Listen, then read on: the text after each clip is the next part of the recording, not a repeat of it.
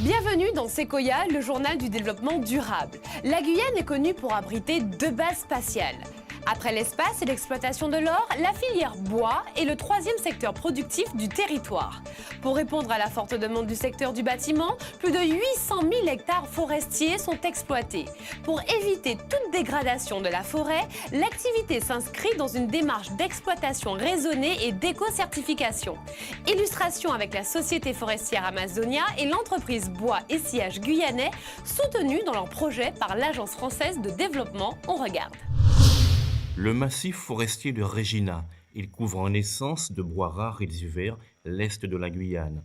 Une forêt tropicale humide qu'il faut aménager, exploiter et valoriser durablement à travers une démarche d'éco-certification.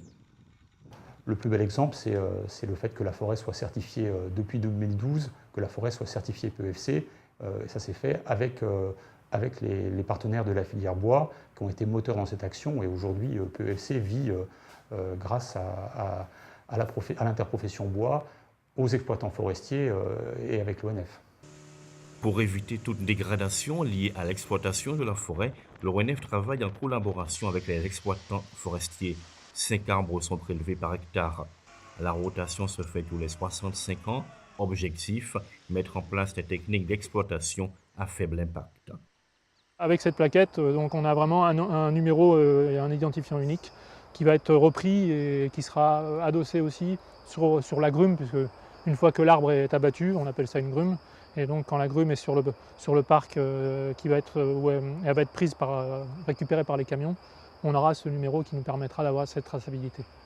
Une labellisation PEFC dont bénéficie la société forestière Amazonia et l'entreprise sœur Bois et Sillage guyanais. La première assure 50% de l'exploitation forestière en Guyane.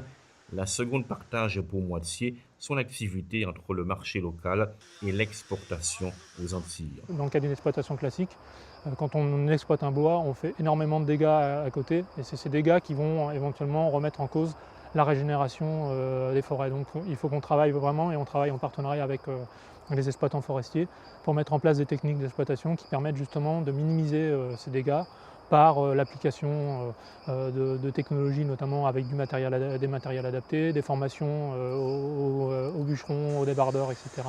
Nous sommes à Bois et Sillage guyanais. Malgré ses 30 ans d'existence, grâce à des investissements réguliers, c'est la scierie la plus moderne de Guyane. Alors, dès que le bois il est arrivé de forêt, par des chauffeurs de grumiers, arrivé sur place, ça passe sur une bionneuse.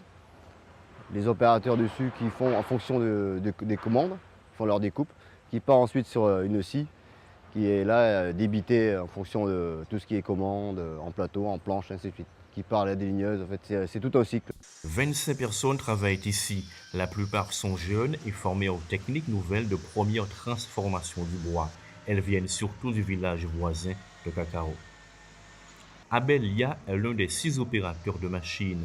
Il gère l'arrivée des grumes ou bois longs, les découpe et les classe en fonction de leur essence et de leur qualité. Je vais mesurer, je vais prendre le diamètre. Après, je coupe ici.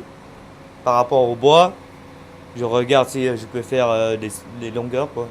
En dehors d'un parc à grumes où est stocké le bois brut, cette scierie industrielle dispose de lignes de sciage qui assurent la découpe et le tri. Les copeaux de bois iront alimenter la centrale biomasse de Kourou dans l'attente de l'usine qui sera implantée sur le site de Cacao. La forêt de Guyane s'étend sur 8 millions d'hectares. Elle abrite près de 1500 espèces d'arbres. C'est la plus grande surface forestière de France. En Guyane, 80% du bois est écoulé sur le marché local, destiné en grande partie à la construction. Merci de nous avoir suivis. Ainsi s'achève Sequoia, le journal du développement durable. Et n'oubliez pas, la planète et notre île, protégeons-la.